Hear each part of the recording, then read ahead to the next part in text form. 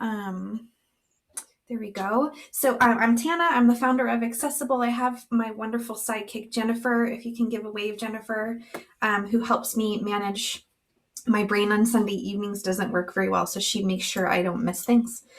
And then we have Nerissa and Hillary joining us tonight to be our experts in AAC camps, because totally not something I know anything about. But like you, Jennifer, I've always wanted to kind of learn what kind of grease goes into making something like this happen. So I'm going to turn it over to Hillary and Nerissa and let them introduce themselves. Just a reminder, this format's pretty informal, so I think Hillary and Nerissa have some things they can share, but really it's a time for everyone in the room to ask questions about their experience, either through the chat or by turning your microphone on. And then I'm sure we can get the ball rolling if nobody has questions that come right out of the gate. So I'm going to turn it over to you, Hillary and Nerissa. Thanks. I put together a PowerPoint and we tend to talk a lot. So please shout if we need to stop talking so you guys can ask some questions. So I'm just going to share my screen.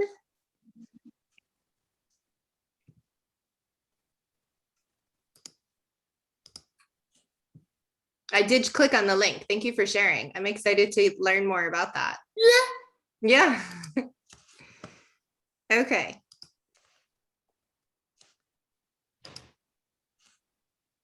So we don't really need this one. This slide just kind of talks about a little bit about what we do. So Communicare is a small team of speech language pathologists, and we do assessments and intervention, consultation, AAC camp, as well as training. We do a lot with tele-AAC and have a lot of different resources on our website. And so there's just the different sites there.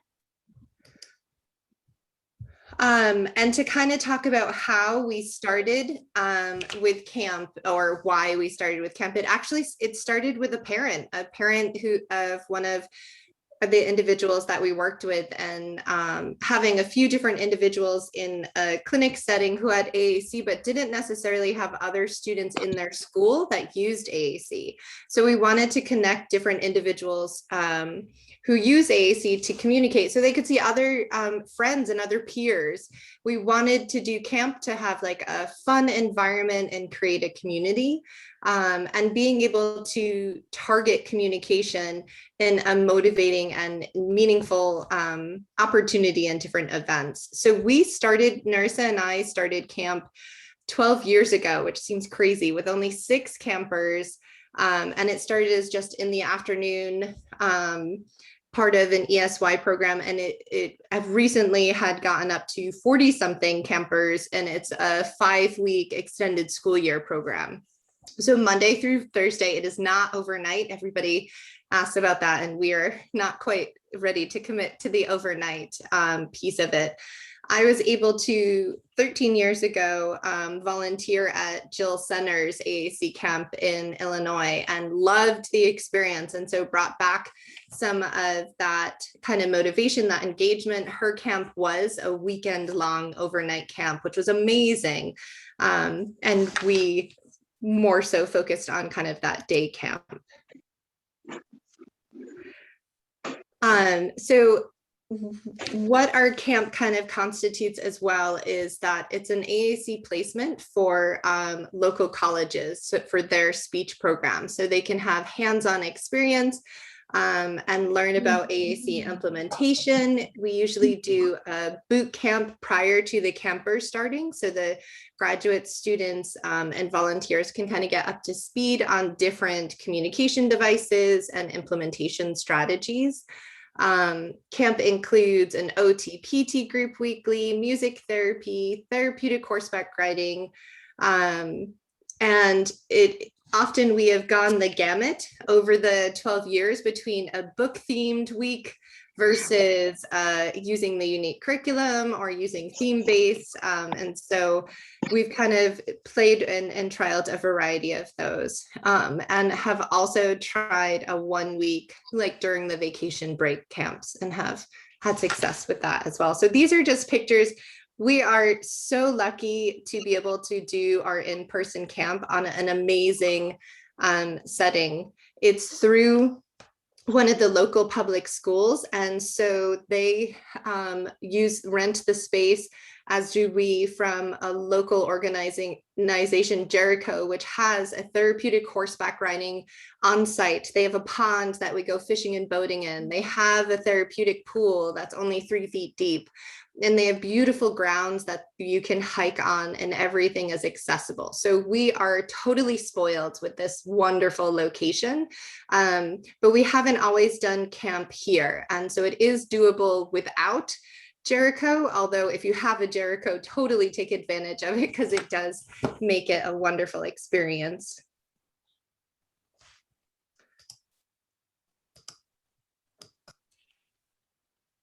Oops, I skipped.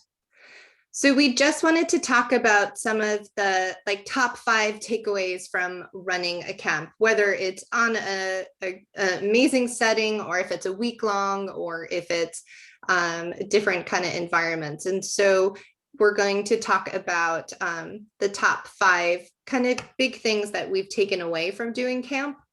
So Nerissa, did you want to, because you are focused in this slide. So Hillary's really generous. Hillary started camp 12 years ago at this point. It was really her idea, and part of the plan was really to focus on the communication partners and helping the people with whom we talk really feel comfortable using AAC and supporting AAC. And so a lot of what we focus in on is the communication partner training, and trying to really set clear expectations, share examples, kind of break down some, and I'm not too sure what you guys think or what your experience is, but oftentimes what we get are, if team members or professionals are coming and working at camp, they get a little bit nervous about the AAC technology and how to use it, and if they're not familiar, how to get familiar very quickly.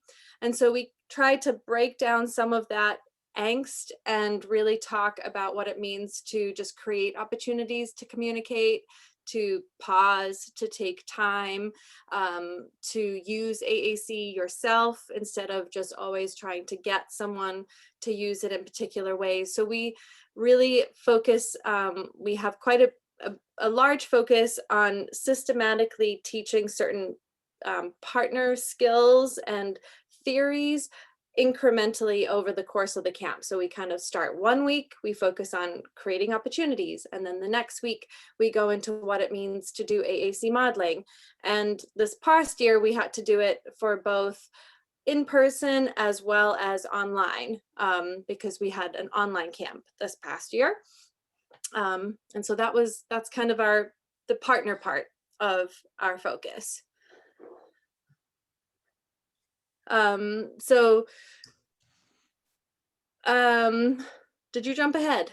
I jumped backwards because I realized I had skipped, I had put in here. Oh, so this was the in-person, talking about what it looked like. And these were the different pieces of in-person camp. And as you guys all know, last year was, we had to quickly shift or pivot our thought, and how are we going to do camp and do it in the pandemic and have it be remote, because we couldn't not do camp.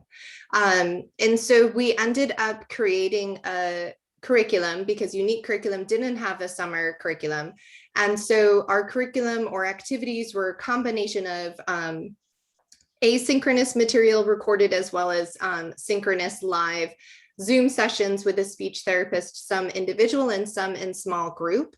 And so within our remote, we tried to kind of focus on the same thing, but our key focus was on social language and engagement, because most of our kids had been in remote school and had limited kind of interaction. And so our focus was really on social kind of language. And we had a curriculum, but it was the goal of the curriculum.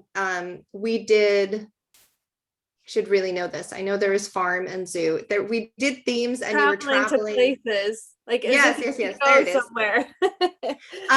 And the goal wasn't for the students to learn like this is a farmer and they raise vegetables and crops, but that vocabulary, that theme kind of gave us all something to kind of reference while we were focusing on asking questions or commenting. And so you can see in some of this, we had our materials packed into Nerissa's car that we delivered to everybody. So they had their light text support, they had a visual scene, a visual schedule, they had token boards, they had all the language boards that they needed for the activities. There's Nala helping out. Nala, that's right there. Taking a nap. And then some of our students were in a school setting, and so they had paraprofessionals kind of supporting them. You can see here some of the comment cards that they're holding up. The clinician's using a green screen and has a campsite beside her. This looks like this may be one of the group sessions. We included within the activities a science experiment each week and a cooking experiment. And so what was, what was amazing with it is that we got to see a lot of students with siblings interacting and using AAC and fun opportunities. And then here's some example of another student at a school with the visual supports. Because our clinicians couldn't be together with the students, Nerissa created a flat Hillary or flat clinician. And so some of our students were taking us out on hikes, or here a student is doing the painting rock activity with the clinician. And then our graduate students learned some awesome tele-AAC skills and learned the importance of kind of being motivated and just jumping in and being silly. And how do you do that in a remote session? So we were still focusing on those key things, but just had to, you know, pivot a bit with the virtual. Okay, sorry, Nerissa. Here you go. You want me to do content? I can do this one. The next kind of key piece of it is the content. And like I said, we've done the curriculum-based, theme-based, book-based. And the key piece of it is that you do need this underlying kind of material that we're all referencing that's keeping everybody together, and it needs to be engaging and motivating. And so for some of our students, we might adjust it. So in this picture, we're talking about the ocean, but one of our students loved, actually, Pete the cat was a winner in my group, the younger group, for everybody. So like we're doing a virtual fishing activity and we accidentally like reel it up and it's Pete the cat. So like in order to kind of keep that engagement and having it fun, you are adjusting it for that individual. But we really wanted to focus again that, you know, it's important to have that content that's engaging, that's pulling people together, but the focus isn't learning that specific vocabulary. The focus is more the communication piece.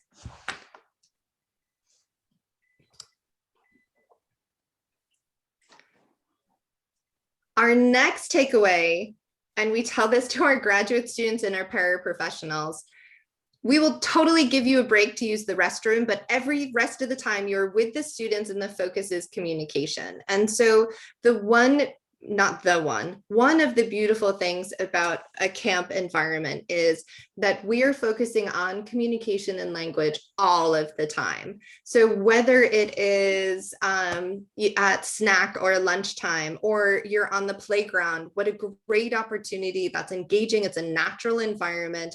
We're still going to be focusing on communication. When we go in the pool, we have our swim shirts that kids are able to kind of point to and communicate if they're too cold, or if someone is splashing too much, or if they want to get out. And so one of our goals is really making sure that communication is accessible and it is easy. It doesn't matter if it's high tech or light tech or mid tech, but really trying to support that use of communication in that natural environment.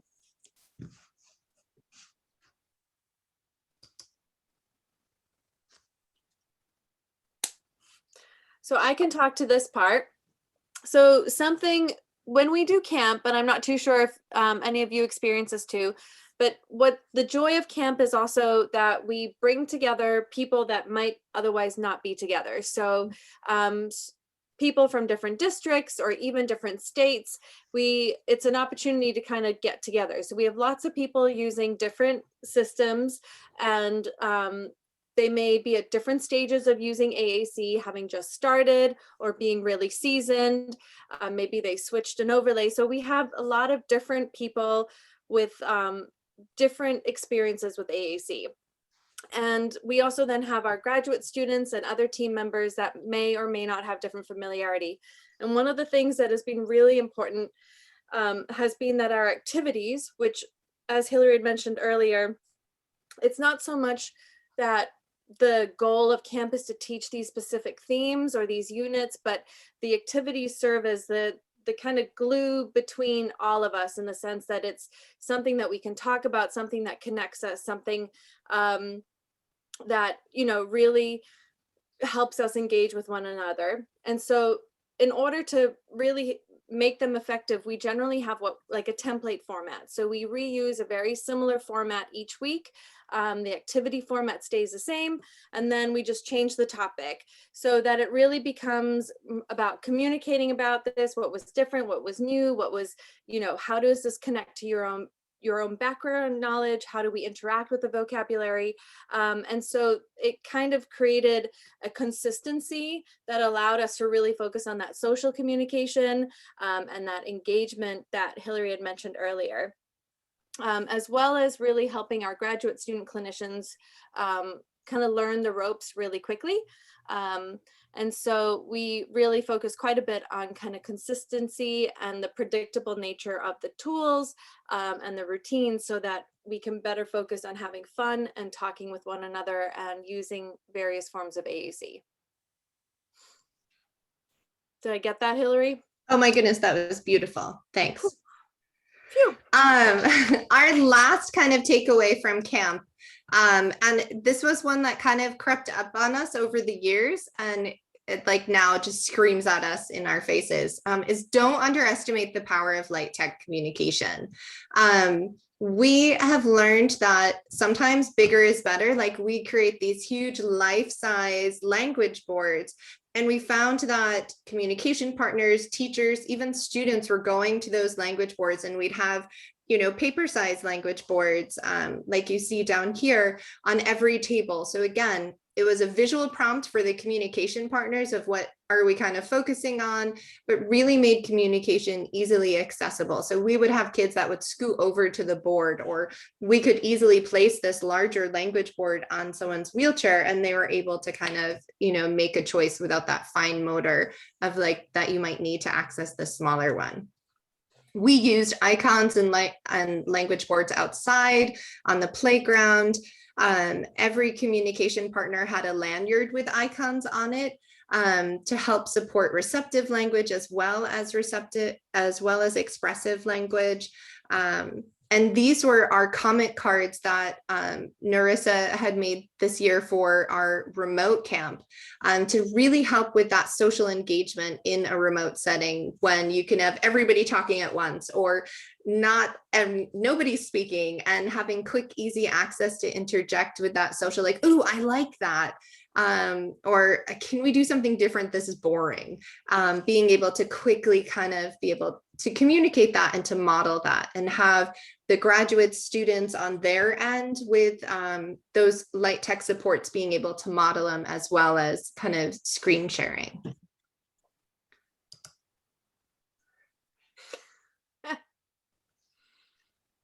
And then this is just an example, and I can take us to show some of the curriculum from last year, or go over kind of our outline for this year. I'm not sure what you guys, if you have any questions, what would work well now. Sabrina, it looks like you do.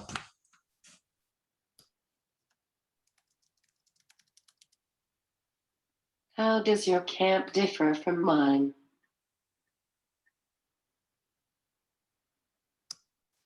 That's a really good question. Could you tell us some more about your camp?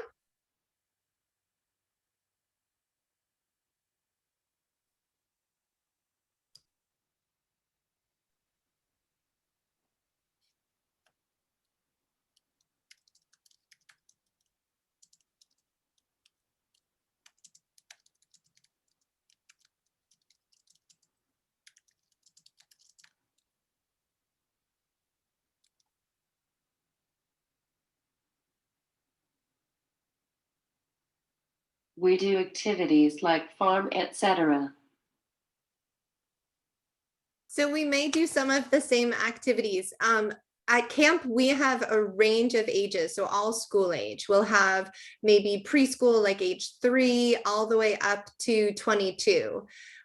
We like to also bring some of our campers back to be counselors in trainings and to help out with some of the teachers in different groups. We have people using different communication devices, having different abilities and different strengths. One of my favorite parts of camp is seeing the kids in the pool and just seeing the playing field is so equal. Like we have kids in there that are able to access, they're able to go swim back and forth, splash, hit each other with noodles. And it's just really wonderful to see. I want to chime in, Sabrina, because I think I know a little bit about your camp too. I think what makes the camp that Hillary and Nerissa are doing a lot different from yours is that all of the children use AAC. And I don't think many do in your camp, right, Sabrina? Are you the only one right now using AAC?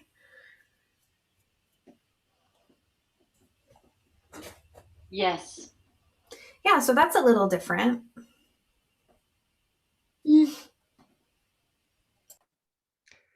And is your camp like a day camp or is it an overnight camp?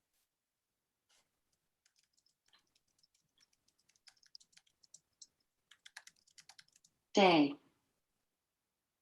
So it sounds like it does have some similarities to it and some differences. Yeah. Yeah. Yeah, and I think also similar to what Hillary and Nerissa are talking about, using those themes as just a place where people can talk to each other and practice those skills. Your camp, right, Sabrina, is about building friendships. So same idea. It's not really to learn about the farm. It's not really to learn about, how to be the best pottery person ever. It's just a place to build friendships and have common experiences, right? Yeah. We had a question in the chat about your giant. Oh, Nerissa answered it. Never Shirley, mind. I You're thought so that fast. was amazing, and I was like, I'm so curious about how you guys made that, and then which. I know you have lots of kids that probably use different language softwares. Which symbols do you use? How do you go about deciding that? And you might talk about that later, but just how to accommodate everyone and all their language needs. So tough. And we generally make 3, well, I shouldn't say that. It's kind of evolved over time. Those kits that you saw, like when we did the virtual ones, we customized the kits according to their, we have 3 to 4 customizations depending on who's registered. So generally we'll have like a Pro Lakota Go version, with the symbol sticks and then that color coding. We might then change the color coding for touch chat. So we'll go to the modified Fitzgerald, and then we'll have like a MinSpeak version. And then we also had a Toby Dynavox version, because we had 2 students that had those devices, Snap and Core, last year. So the customized kits, like with their comment cards and things like that, are unique to them.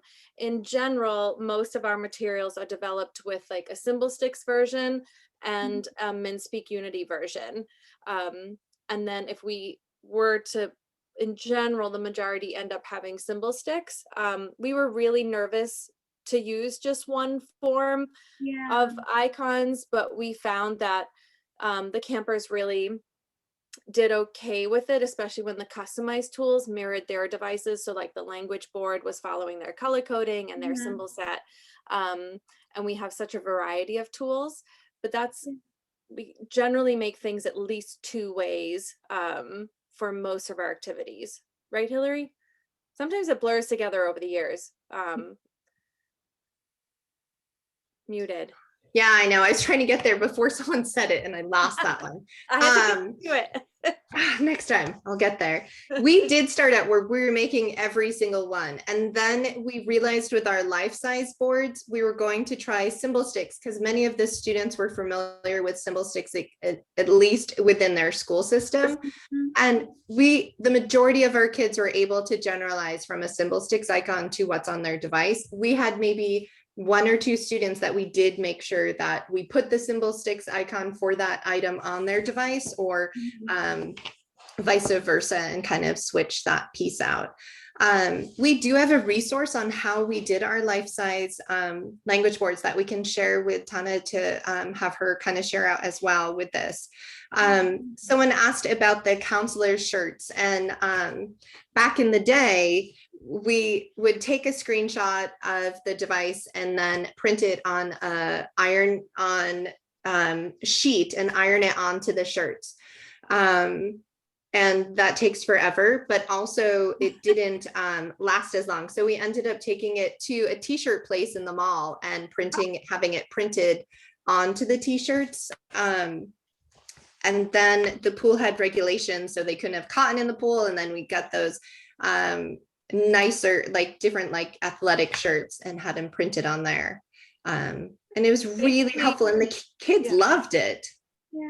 Yeah, anytime we can turn it into a PNG or a JPEG, it then can be transferred onto just about anything these days, which is awesome. So we just create an image version of the screenshot, and then either go directly to a company and then, or upload it into Staples and they'll print it. Thank you for adding that is about symbol sticks, willing to give copyright for public playgrounds. We're seeing that a lot too, which is really awesome. We had a question in the chat, Nerissa and Hillary, if you sell any of your materials. So I know that you have some of your themes online, but maybe you could talk about whether or not any of this stuff is accessible for people who are interested. Yes, just in general, we are always terribly behind in getting things up in our store or online.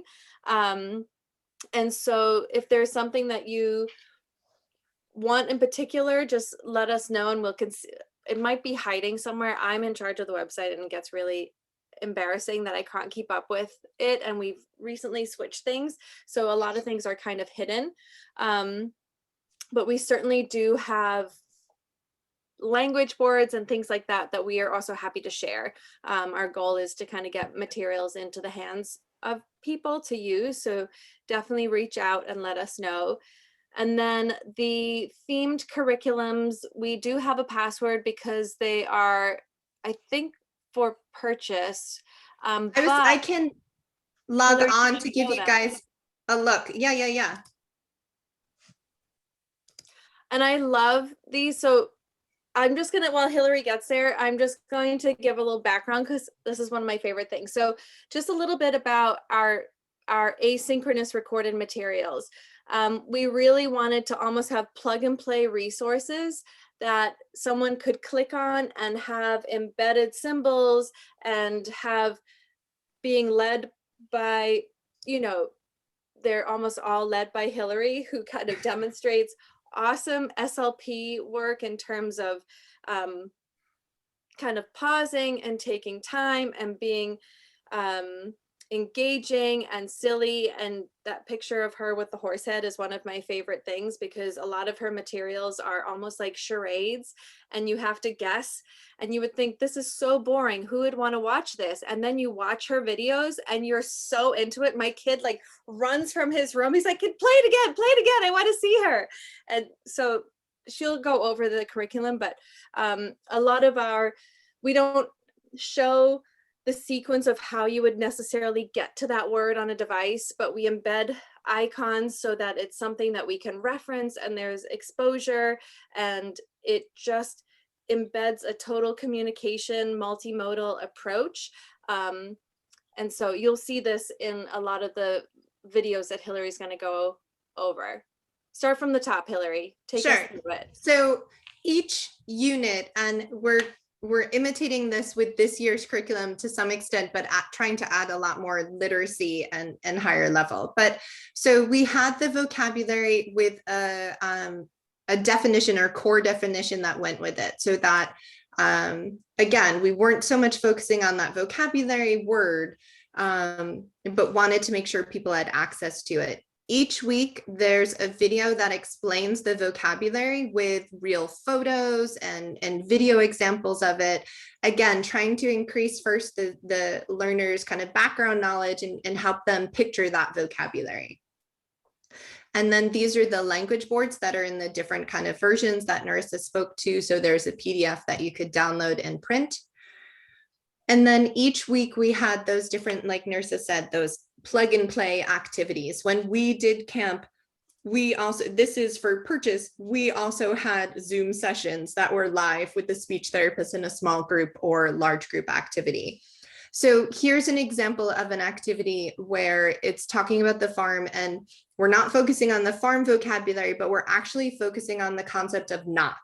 You know, what would you see or grow at a farm and what would not grow at the farm? And so this has my youngest son Levi in it, and we have a bunch of things we just got at the grocery store. And is toilet paper from a farm? No, it's not from a farm. Okay, let's put it over here. Is broccoli from a farm? Yes. What about shampoo? So just trying to kind of, you know, sort those different activities. Another one, as Nerissa said, and she really likes to highlight, Love this one. She picks the thumbnails for the videos, can I point out, on the website. It's charades. So I stole a bunch of my children's toys and I'm doing charades and having the students practice asking questions like, what is it? And trying to kind of guess those vocabulary that I'm acting out. Really trying to exaggerate with that expectant pause. We've had some students, some parents say their kid is tapping the screen waiting for it because they're not sure quite what to do. Then we had a shared reading activity, really focusing on how do you comment and ask questions when reading and make predictions. And each week there was a learning activity that included some type of app or technology where I am also screen sharing the overlay to kind of model how you would get to the different vocabulary words. And then each week there's a cooking. If you're interested in the cooking activities, you can purchase just the cooking activities separate.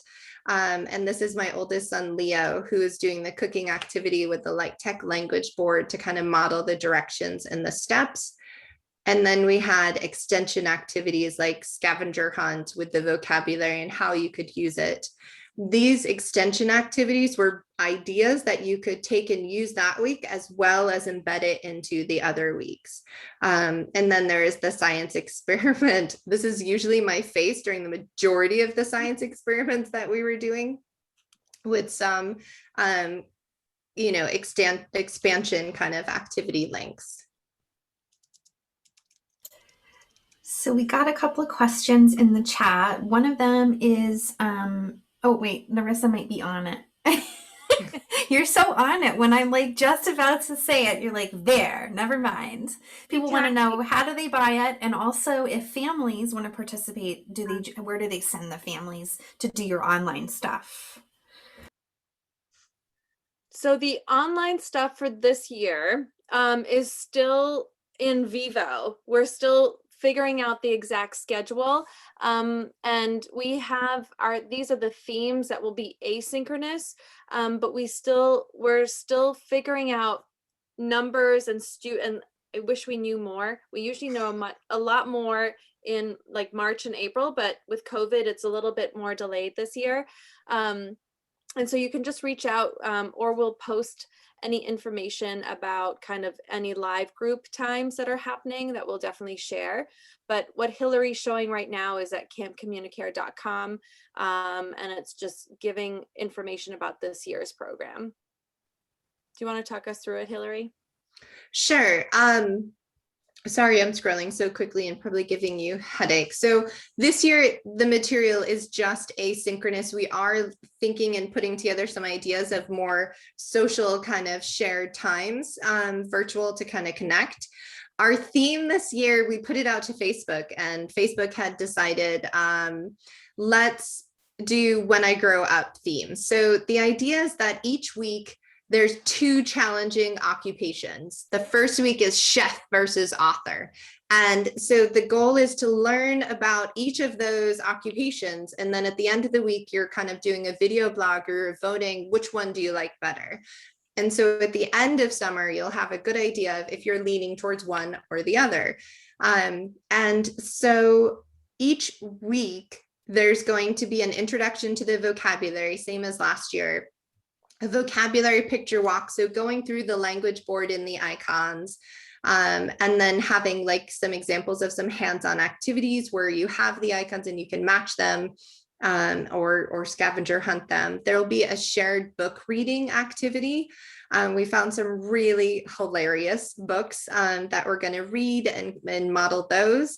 And each week we have a interview with someone in that profession. So the first week there's a interview with a chef and an interview with an author or writer, so students can learn more about them.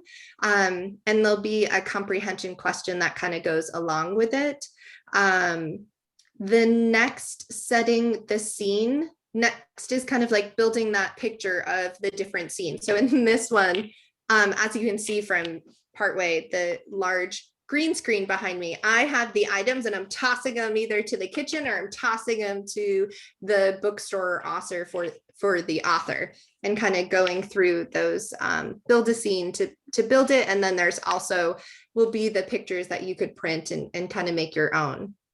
And then there's a scrapbooking vocabulary.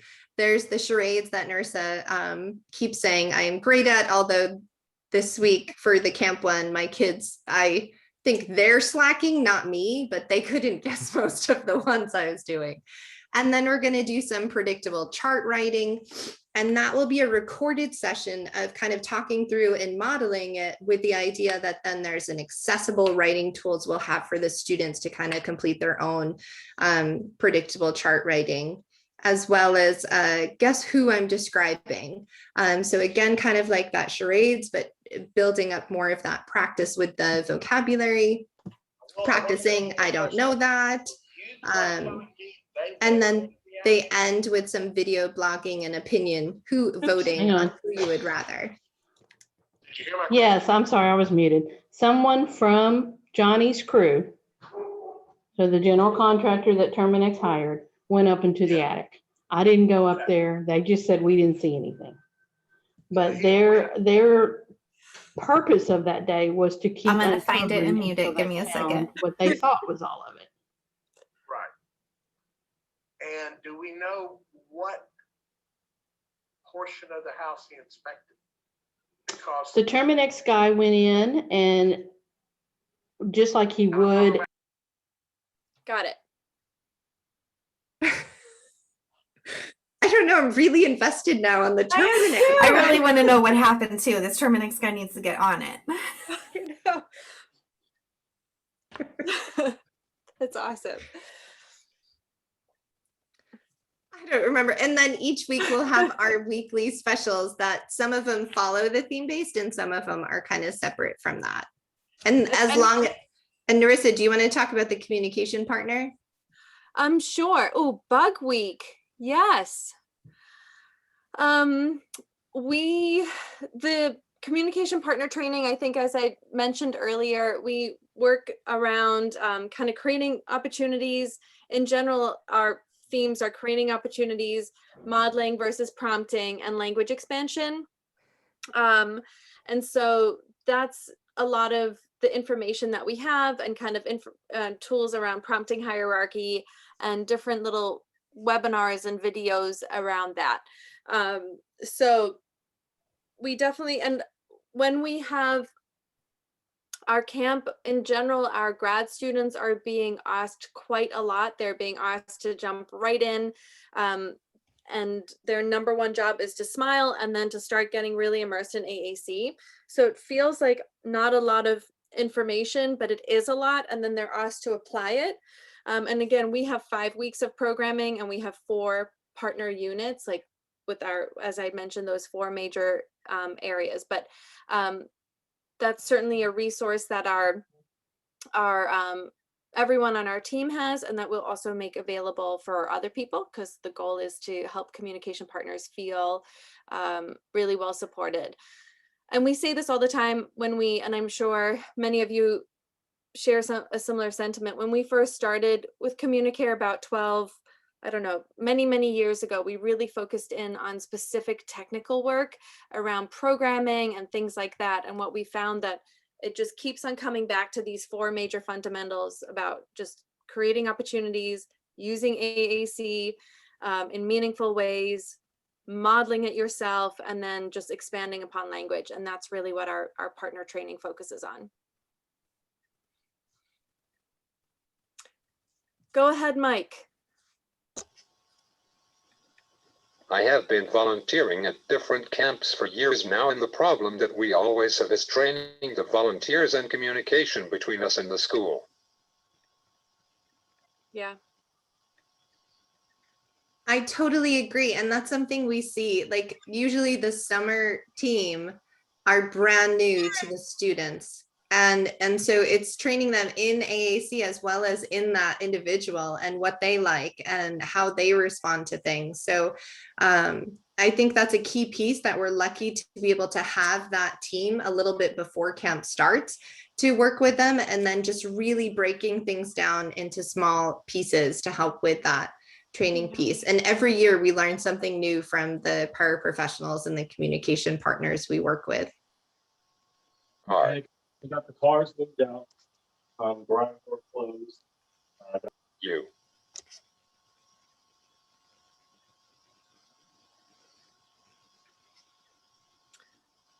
I'm so enjoying this bug versus dinosaur. Which would we rather be?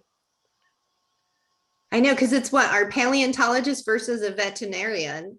I know. Well, a lot of my patients, they love dinosaurs, they love bugs, like girls and boys, and there's just, I think science is just a lot of fun vocabulary.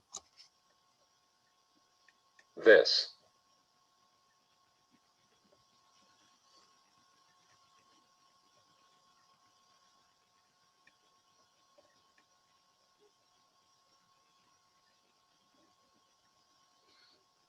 With a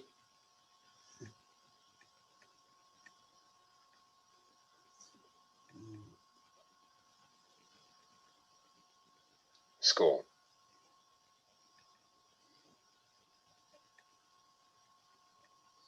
D. I.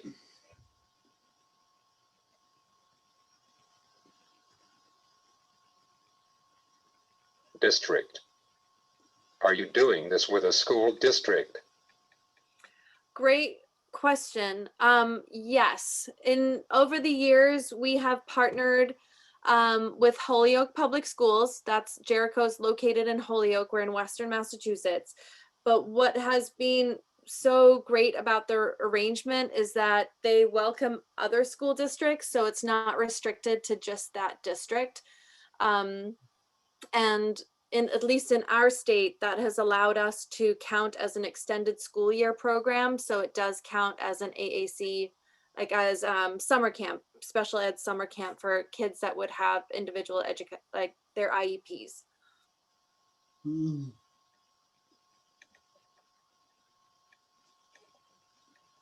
How did you guys manage that? Was that like, did they reach out to you to do that, or did you reach out to them to do that? We had first started with a different district, and then we had already had a contract with Holyoke Public Schools during this school year, and had a wonderful relationship with the special ed director, who was one of those special ed directors that's like, if it's going to help the kids, this sounds wonderful, let's do it. And so she really helped us to kind of expand and was open to our crazy ideas. Interesting.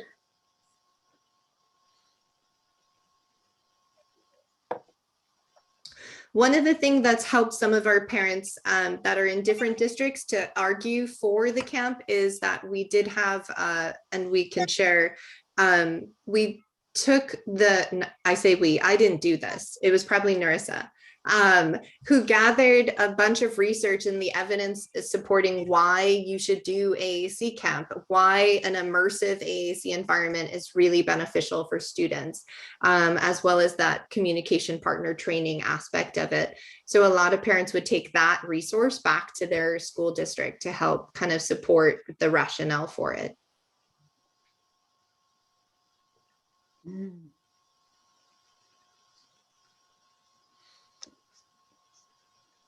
Go ahead, Sabrina. This summer we will have new activity directors. What do I say to them about my Dynavox?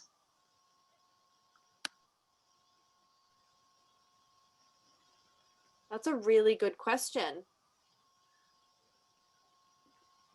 What do you just say to someone about your Dynavox when you meet them for the first time?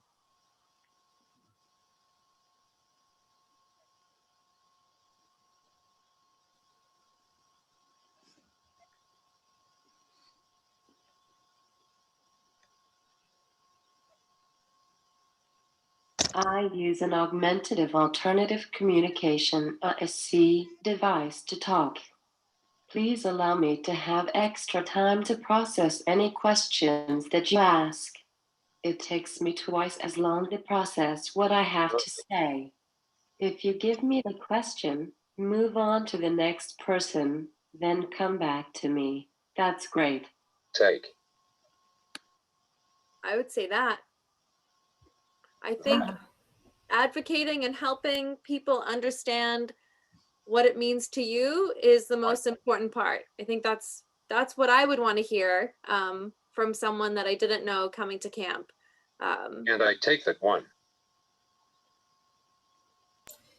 And I would add just being new to the whole telehealth thing and speaking with AAC communicators over this platform, that raise hand feature is really helpful for me as a moderator of events, Sabrina. Yeah. Mike used it, and that was really helpful for me to know that I needed to stop Hillary and Nerissa and give Mike a chance to tell us his message.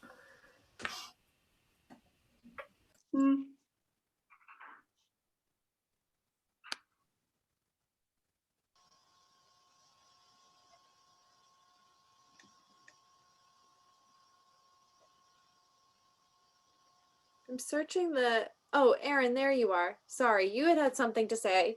There's a big screen. I'm like, where did Erin go?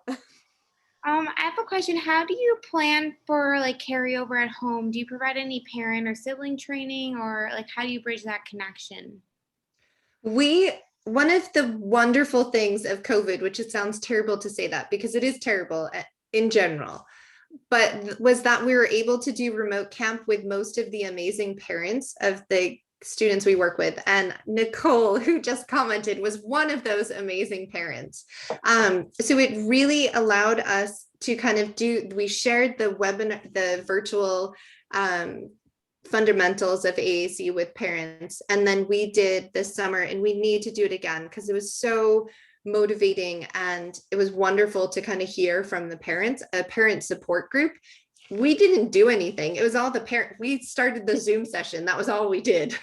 And it was amazing because there were parents of students that were maybe 4 using AAC, and there were parents of students, young adults who were like 18 using AAC, and they were able to kind of share what worked for them and what didn't. And a big piece of that remote AAC was knowing we are huge components for the importance of consultation and being able to consult with the parents when the student wasn't there, when the student was doing something else, to kind of explain what we were doing or check in and what worked and what didn't work. And that was a key piece of the remote. When we're in person, we didn't previously have as much of that, other than sometimes we'd have towards the end of camp a training with the parents as well. But it's kind of switched our setup of doing more of that support and sharing that with the parents that are at home as well. Thank you so much. Adrian had a question about the ratio for adults to campers.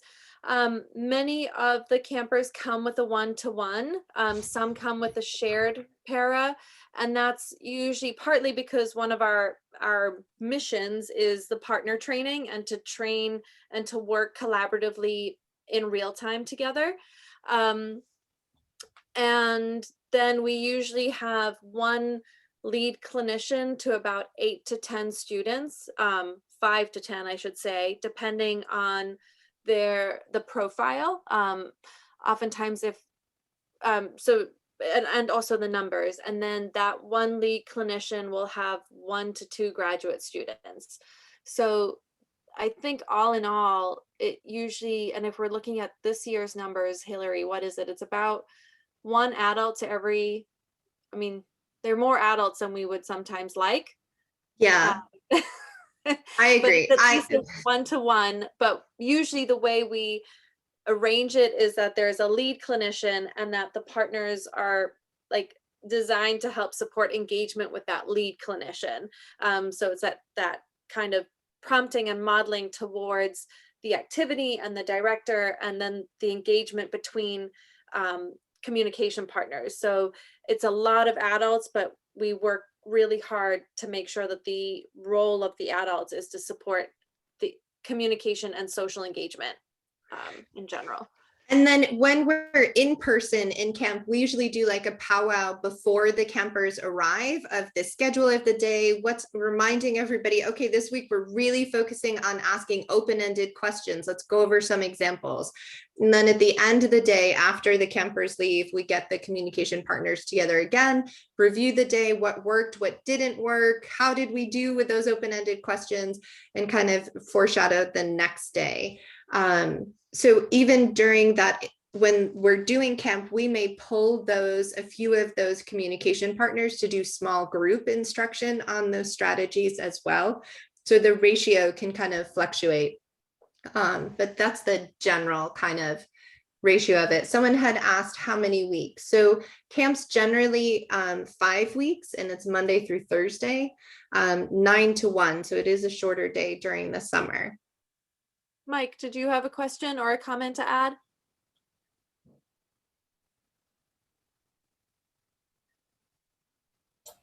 And Sabrina, I see you raised your hand as well. We'll get to you as soon as Mike's finished, okay?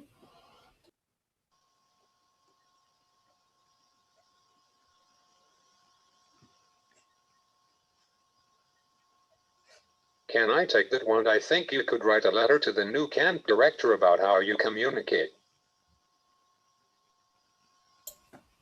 So that was for you, Bree. Did you hear Mike? That was really good advice. And as people working in administration for camp, I think having a letter is also helpful because there's so many moving parts and lots of things to coordinate. I think to be able to read something and be reminded of it too over time is also valuable, just because there's a lot to manage. So that's really great advice. Yeah, I work in a hospital setting, but recently we had a patient that came into the hospital and she had a visual that was set up right by her bedside that explained how she communicated, what her different like gestures meant, so that people could really quickly just look at that visual and kind of know how she was communicating. So it might be helpful to write a letter and also kind of provide maybe a chart or something that's a quick that the admin can give to other people who are working with you at the camp as well. Thank you. It looks like Adrian also wanted to know, when you guys are doing in-person camp, do the parents join as communication partners, or is it just the school staff? In general, we've had majority school staff. Every now and then we have parents. Again, the goal is the communication partner training. And I think we've learned over time to be really transparent about what the goals are of camp. Sometimes, and I know as a parent myself, like I can be like a little, and sometimes it's better for me and my son to be separated, but we've also had like really good, meaningful opportunities with family members. So, you know, I think we've had both, just the way it falls in general. Most of the supports team members are paraprofessionals or people that are going to be a paraprofessional that coming year, or like someone to work alongside. So it's almost like a training, getting to know opportunity as well in a more relaxed environment. Sabrina, did you have a question or a comment? We have about 5 minutes left in our wonderful chat tonight. What activities will you all be doing this summer? Do you guys do Zoom cabins like my camp? Oh, you have to tell us more about these Zoom cabins. Zoom cabin. That's what I was going to ask too.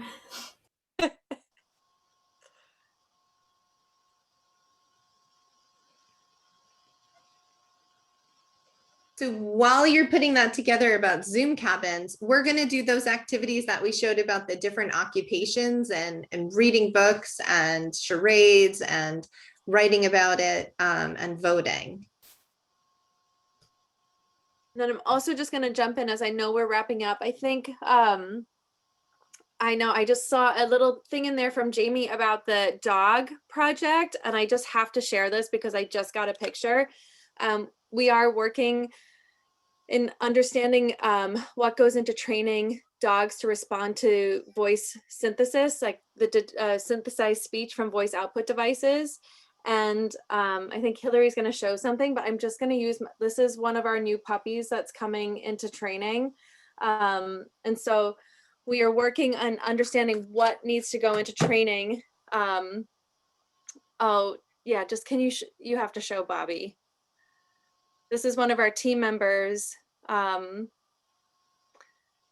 so I don't know if you've got the audio, but Bobby is responding to commands presented by a voice output device. And so we're trying to understand what goes into training dogs to respond directly to voice output. Bobby. So, Good boy, Bobby. Good job. Okay. we love dogs too. And I think the important piece with that, sorry, Sabrina, I know you're sharing us, so I'll go quick, is just trying to teach the dog to respond to the speech output to be a therapy dog to help an individual who's using AAC, or just to reinforce it. We are not expecting the dogs to use the communication device. Just wanted to put that one out there. To know.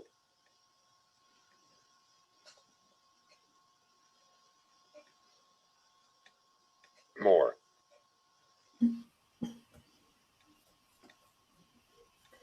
Bree, are you ready with your response? I think Mike is using his auditory cues to help him with his response. About.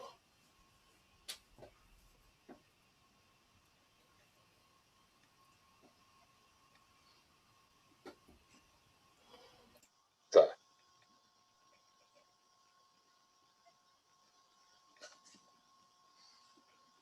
I have a picture in my head of what a Zoom cabin is, and so now I'm really dying to know if it's the accurate. Dog.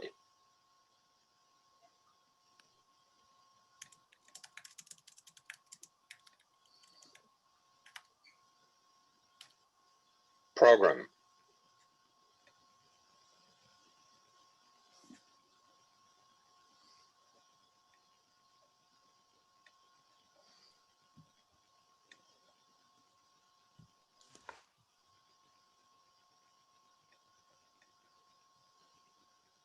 Sabrina, are you going to share? Yeah. Okay. Zoom cabins are where we meet in our groups via breakout rooms. I love that. Do you think we can steal that idea? Yeah. Phew, Okay, that's awesome. We'll totally credit the friendship group. Yeah.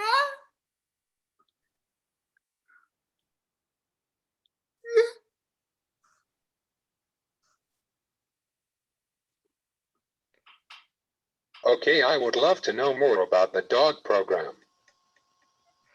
So we are still, I don't know where Nerissa went, but we are still in the infancy of that program. And so we have a breeder who breeds doodles, right? Is that what they're called? Golden doodles. That sounds So right. I can't, and so It looked like a golden doodle. yeah, so trying to see if there's as well. yeah, so trying to see if there's a difference between exposing puppies to the synthesized speech of AAC and do they learn it quicker? And then we're also trying to get a needs dog, which is going to be a trained therapy dog, and then expose it to the synthesized speech and see if they'll respond and learn it and pick it up as well. So we're still working on that. Mike, we'd love for you to reach out to us if you have any other ideas, and we'll definitely keep updating the website.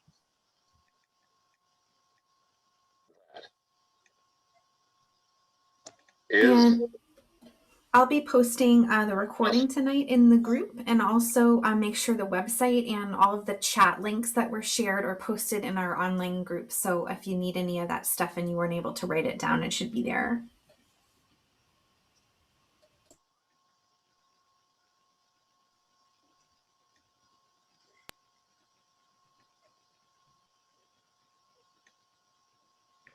Thank you, Tana, for having us. This was wonderful and wonderful to meet everybody. Yeah, likewise. Mike, did you have anything more to add before we sign off for tonight? I heard you composing your ideas.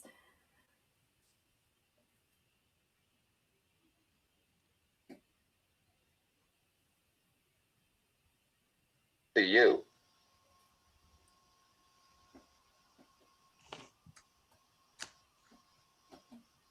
Have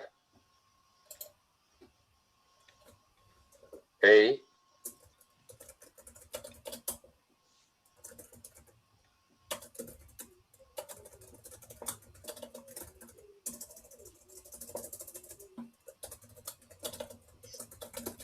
time.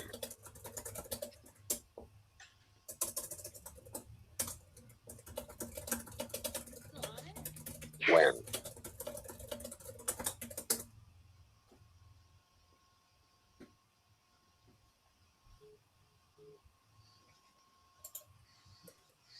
It is.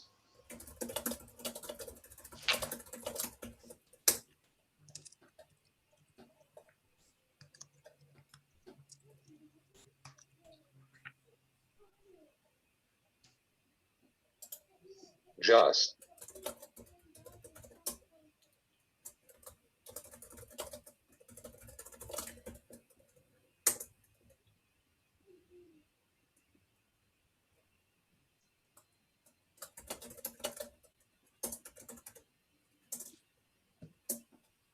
Parent.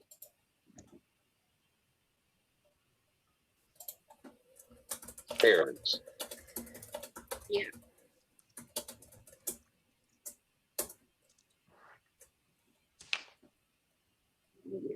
Because. I'm all done. I'm getting off. Good night, everybody. Thanks, Jen. See you soon. I am.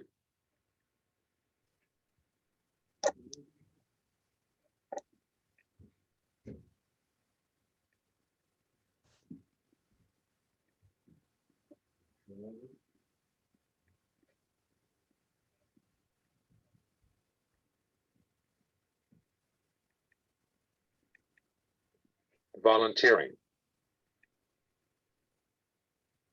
Myself.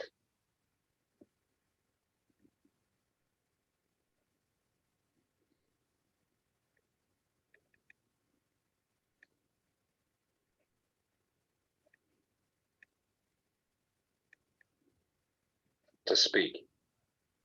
Do you have a time when it is just parents? Because I am volunteering myself to speak. That would be wonderful. We could definitely organize that and set that up. Mike, would it be helpful if I connect you with Hillary and Nerissa via email? Yeah. Okay, I'll do that. I will do that early this week so that you have their information and you guys can coordinate. Great. Thanks to you both, Nerissa. Sorry about the power outage. I'm back. I was like, oh my You- God.